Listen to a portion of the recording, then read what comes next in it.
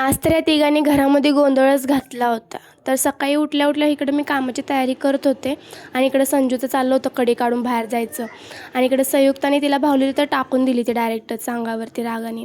मग मी इकडे दुपारचा स्वयंपाक केला आणि ह्या दोघी झोपल्या होत्या. मग त्यांच्यासाठी नाही का लॅप्सी बनवली होती. मग तेच असं चांगलं भाजून घेतलं. मग गरम पाणी झाल्यानंतर त्याच्यामध्ये टाकलं.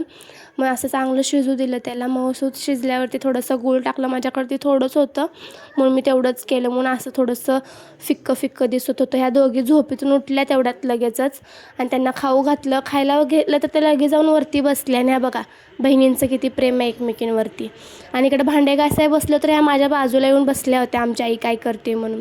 आणि इकडं घरामध्ये खूप साऱ्या माश्या झाल्या होत्या त्यामुळं म्हटलं घर पटापट पुसून घ्यावं. आणि ह्या दोघी गेल्या होत्या तिकडं आपू त्यांच्या घरी.